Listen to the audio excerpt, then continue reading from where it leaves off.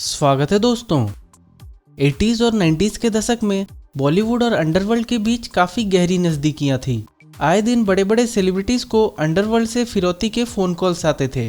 साथ ही फिल्मों में पैसा लगाना, उनकी विदेशी डिस्ट्रीब्यूशन राइट्स खरीदना, यहाँ तक कि फिल्म में कौन सा एक्टर हीरो बनेगा और कौन सा सिंगर गाना गाएगा, इन सब का डिसीजन भी अंडरवर्ल्ड ही करती थी। और अगर किसी ने उनकी बात ना मानी तो जान से हाथ धोने की धमकियाँ मिलती थी। जान लेने देने तक बात ना पहुंचे, इस वजह से सेलिब्रिटीज भी चुपचाप उनकी बात मान लेते थे, जिस वजह से बॉलीवुड और अंडरवर्ल्ड के बीच एक बैलेंस बना हुआ था। पर 5 मई 1997 में एक ऐसा हादसा हुआ जिसने इस बैलेंस को पूरी तरह बिगाड़ के रख दिया। ये इंसिडेंट था भारत के सबसे बड़े music production company T series के मालिक गुलशन कुमार की हत्या का। तो ऐसी क्या अनबन हुई थी गुलशन कुमार और अंडरवर्ल्ड के बीच, चलिए जानते हैं इस वीडियो में। दोस्तों, गुलशन कुमार दुआ की कहानी पुरानी दिल्ली के दरियागंज में शुरू होती है, जहां उनके पिता चंद्रभान कुमार दुआ की एक जूस की दुकान हुआ करती थी। उन्होंने काफी कम उम्र में ही अपने पिता के दुकान में काम करना शुरू कर दिया था। फिर बदलते समय को देखते हुए उन्होंने अपने बिजनेस को चेंज करके टेप्स और कैसेट की दुकान खोली और यहीं से वो म्यूजिक इंडस्ट्री के टच में आए। देखते ही देखते उनकी दुकान काफी हिट हो गई, जिसके बाद उनको ये ख्याल आया कि क्यों ना म्यूजिक कैसेट प्रोडक्शन के बिजनेस में उतरा जाए। इस ख्याल का नतीजा ये हुआ कि उन्होंने नोएडा में खुद का एक म्यूजिक स्टूडियो खोला और अपनी कंपनी का नाम दिया super cassette industries private limited, जो कि टी सीरीज के नाम से बिजनेस करने लगी। पर एक गौर करने वाली बात यह है कि टी सीरीज ने अपना बिजनेस बॉलीवुड से नहीं बल्कि धार्मिक संगीत से शुरू किया था, क्योंकि गुलशन कुमार हमेशा से ही एक धार्मिक व्यक्ति थे। यहाँ तक कि उनकी हत्या के वक्त भी वो मंदिर से ही वापस लौट रहे थे। फिर आगे जाके टी सीरीज ने बॉलीवुड में अपना कदम रखा और उनकी एक खासियत ये रही कि वो हमेशा नए और छोटे सिंगर्स को चांस देते थे। साथ ही गुलशन कुमार ये ध्यान रखते थे कि टी सीरीज के कैसेट्स की कीमत दूसरे ब्रांड्स के मुकाबले कम हो, ताकि ज़्यादा से ज़्यादा लोग इसे खरीद सकें। उनके इस आइडिया ने टी सीरीज को कम समय में ही एक पॉपुलर ब्रांड बना दिया। साथ ही उनके द्वारा चुने गए कई छोटे आर्टिस्ट आगे जाके म्यूजिक इंडस्ट्री के बड़े नामों में शामिल हो गए, जैसे कुमार सानू, सोनू निगम और अनुराधा पौडवाल। इसी के साथ वो छोटे म्यूजिक डायरेक्टर्स को भी टी सीरीज में चांस देने लगे और इनमें से सबसे फेमस म्यूजिक डायरेक्टर्स की जोड़ी रही नदीम सैफी और श्रवण कुमार की जोड़ी। उन दोनों ने टी सीरीज के प्लेटफॉर्म पे कई हिट गाने दिए, जिनमें से सबसे हिट रही आशिकी फिल्म के गाने। इस फिल्म के गानों ने अकेले ही 20 मिलियन कैसेट्स बेचे और साथ ही म्यूजिक इंडस्ट्री के कई रिकॉर्ड्स तोड़ डाले, जिसके बाद टी सीरीज बॉलीवुड के बड़े नामों में शामिल हो गई। और देखते ही देखते गुलशन कुमार ने भारत के 65% मार्केट शेयर को कैप्चर कर लिया। टी सीरीज के इस सक्सेस की वजह गुलशन कुमार के नए आर्टिस्ट को चांस देना कहा जाता है।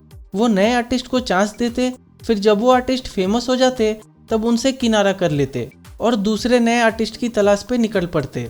पर जहां एक तरफ उनके स्ट्रेटेजी ने टी सीरीज को भारत की सबसे बड़ी म्यूजिक कंपनी बना दी, वहीं दूसरी तरफ यही स्ट्रेटेजी उनकी मौत का कारण भी बनी।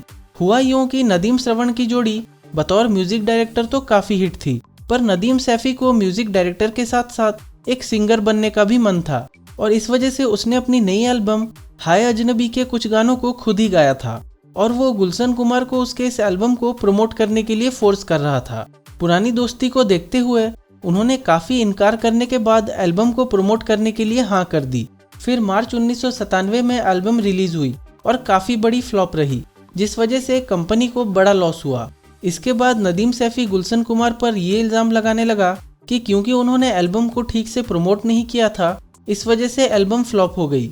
पर गुलशन कुमार का कहना था कि नदीम एक अच्छे म्यूजिक डायरेक्टर हैं, पर एज ए सिंगर उनकी आवाज़ इतनी अच्छी नहीं और आगे से वो उनकी किसी भी एल्बम को प्रमोट नहीं करेंगे। इसके बाद दोनों के रिश्तों में दरार आने लगी। साथ ही नदीम श्रवण की जोड़ी तब तक एक बड़ा नाम बन चुकी थी। इस वजह से गुलशन कुमार ने उनके नए गानों की राइट्स खरीदने से भी इनकार कर दिया, क्योंकि वो अब किसी नए आर्टिस्ट को चांस देना चाहते थे। ये सब जान के नदीम को लगा कि गुलशन कुमार उसको बॉलीवुड से हटा के उसका करियर डिस्ट्रॉय करना चाहते हैं और दोनों के बीच के रिश्ते और भी बिगड़ने लगे। इसी दौरान गुलशन कुमार को मुंबई अंडरवर्ल्ड से धमकी मिलती है, जो कि उस समय के हिसाब से काफी आम बात थी। और धमकी देने वाला शख्स था दाऊद इब्राहिम का साथी अबू सलेम, जिसने उनसे प्रोटेक्शन मनी के तौर पे एक अप्रकाशित रकम मांगी थी, जिसे गुलशन कुमार ने चुपचाप पे कर दिया था। पर उनको तब ये नहीं पता था कि मुसीबत अभी टली नहीं है। नदीम सैफी, जो गुलशन कुमार से नाराज चल रहा था, उसके अंडरवर्ल्ड डॉन अबू सलेम और दाऊद इब्राहिम के छोटे भाई अनीस इब्राहिम के साथ अच्छे रिश्ते थे। कहा जाता है कि उसने अबू सलेम और अनीस इब्राहिम को गुलशन कुमार को सबक सिखाने के लिए कहा, जिसके बाद 1997 में अबू सलेम ने गुलशन कुमार को फिर से कांटेक्ट किया और फिर से प्रोटेक्शन मनी के तौर पे 10 करोड़ रुपए मांगे, जो कि उस दौर के हिसाब से काफ़ी बड़ी रकम थी और एक बिजनेसमैन के लिए भी तुरंत इतनी बड़ी रकम अरेंज करना मुश्किल था। साथ ही उसने उन पर नदीम के गानों को प्रमोट करने का भी प्रेशर डाला। गुलशन कुमार ने रिक्वेस्ट किया कि वो ऑलरेडी एक बार पैसा दे चुके हैं और साथ ही नदीम के गानों को भी एक बार प्रमोट कर चुके हैं, जिस वजह से उनकी कंपनी को भारी नुकसान उठाना पड़ा। पर अबू सलेम अपनी डिमांड पे अड़ा रहा। इसके बाद गुलशन कुमार ने अपने भाई कृष्ण कुमार से इस मसले पे राय ली, जिन्होंने उन्हें पुलिस में कंप्लेंट करने को कहा। पर गुलशन कुमार अंडरवर्ल्ड से झगड़ा मोल नहीं लेना चाहते थे, इस वजह से वो पुलिस के पास नहीं गए। इन सब के बीच 2-3 दिन का वक्त गुजर गया और 8 अगस्त 1997 में अबू सलेम ने फिर से गुलशन कुमार को कांटेक्ट किया और धमकी दी कि अगर उन्होंने उसकी डिमांड्स पूरी नहीं की तो उन्हें अपनी जान से हाथ धोना पड़ेगा।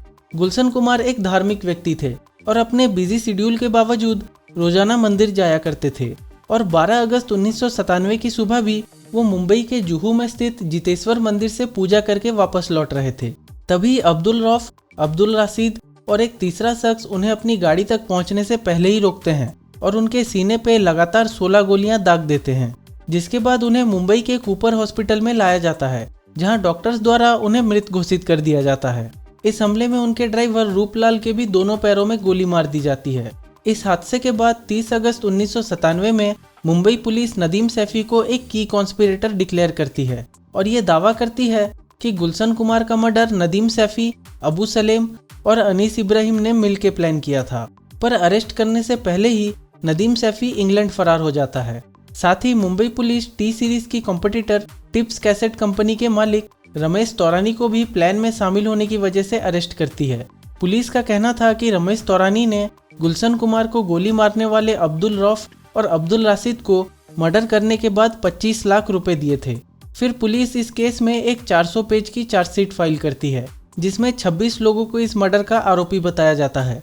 जून 2001 में कोर्ट की कार्रवाई शुरू होती है, जिसमें 19 में से 18 लोगों को कोर्ट सबूतों के अभाव में बरी कर देती है और सिर्फ अब्दुल रौफ को अप्रैल 2002 में उम्र कैद की सजा सुनाती है। टिप्स कैसेट कंपनी के मालिक रमेश तौरानी को भी सबूतों के अभाव में बरी कर दिया जाता है। फिर अब्दुल रौफ 2009 में पैरोल पे निकलता है और बांग्लादेश फरार हो जाता है, पर बांग्लादेश पुलिस उसको फेक पासपोर्ट के साथ पकड़ लेती है और वहां उसे 5 साल की सजा सुनाई जाती है, जिसके बाद 2016 में बांग्लादेश उसे इंडिया के हवाले कर देता है। मुंबई पुलिस अब्दुल राशिद को भी सजा दिलवाने के लिए हाईकोर्ट में अपील करती है और 1 जुलाई 2021 में कोर्ट उसे भी उम्र कैद की सजा सुनाती है। इस मर्डर ने न केवल चमकते बॉलीवुड और अंधेरे अंडरवर्ल्ड के रिश्तों को सबके सामने लाया, पर मुंबई पुलिस और एडमिनिस्ट्रेशन की कमियों को भी उजागर किया। जहां मुंबई पुलिस के पूर्व डीजीपी राकेश मौर्य ने यह माना था कि उन्हें गुलशन कुमार के मर्डर प्लान की इन्फॉर्मेशन पहले ही मिल गई थी, पर उस समय गुलशन कुमार को यूपी पुलिस के द्वारा प्रोटेक्शन दी जा रही थी और मर्डर के दिन उनका बॉडीगार्ड भी छुट्टी पे था। आज इस केस की स्थिति यह है कि अब्दुल रौफ और अब्दुल राशिद के अलावा सारे आरोपी बरी हो चुके हैं। नदीम सैफी को भी ब्रिटिश सिटीजनशिप मिल गई है और वो अब दुबई में एक परफ्यूम का बिजनेस चलाता है। गुलशन कुमार द्वारा शुरू किया गया जम्मू वैष्णो देवी मंदिर का लंगर आज भी टी सीरीज द्वारा चलाया जा रहा है, ताकि लोग गुलशन कुमार को हमेशा याद रखें। तो दोस्तों, ये थी गुलशन कुमार की अंडरवर्ल्ड मर्डर स्टोरी अच्छी लगी हो तो लाइक और सब्सक्राइब जरूर करें। देखने के लिए शुक्रिया। मिलते हैं अगले वीडियो में।